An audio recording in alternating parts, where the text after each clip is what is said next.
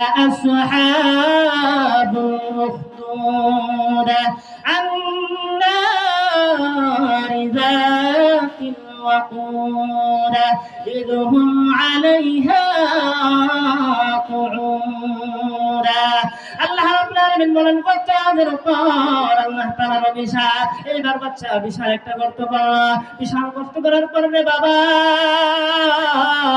দিনের কান লাগায়া শুনলো, দিনের কান লাগায়া শুনলো, এই বিশাল গর্ত করিয়া আন্নার যাতিল ওয়াকুদ আগুনের গর্ত করলো, আগুনের গর্ত করলো।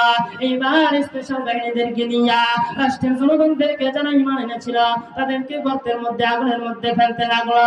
তো সমস্ত ঈমানদার বান্দারা ওই গর্তের মধ্যে ফেলার পর এইবার বাবাজিরা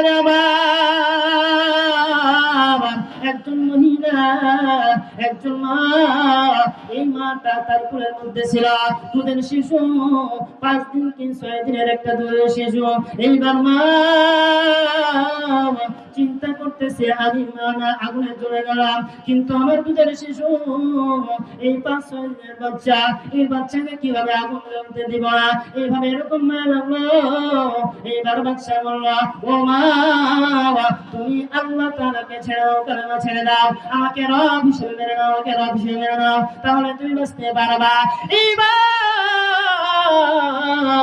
আল্লাহ তাআলা ওই মায়ের করবে, ওই মায়ের বুকের মধ্যে ওই দুধের বাচ্চার জবানটাই আল্লাহ তাআলা খুলে দিয়েছেন। জোরে বলেন সুবহানাল্লাহ।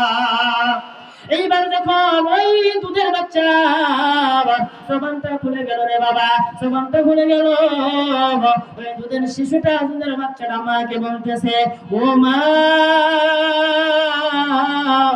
আপনি দেখতেছেন, আপনি আর দেরি করিয়েন না, শয়তান ওয়াসওয়াসা দিবে, শয়তান ওয়াসওয়াসা দিবে, আপনি আর দেরি করিয়েন না, আপনি আমার চিন্তা করিয়েন না, আপনি এখানে দেখতেছেন যদিও আগুন, যদিও আগুন, কিন্তু রে মা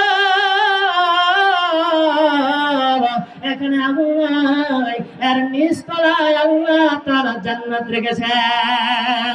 এইবার যখন বাবা গেলেন আমার ওই দুধের শিশুটা কথা বলতে শুরু করছে, এইবার মা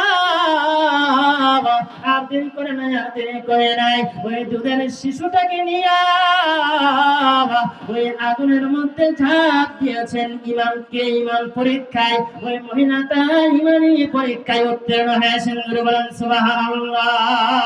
আর জোরে বলেন আল্লাহু আকবার।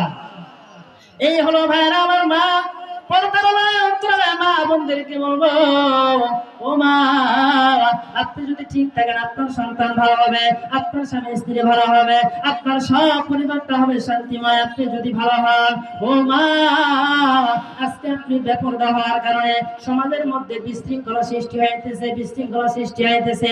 এজন্য কবি বলেন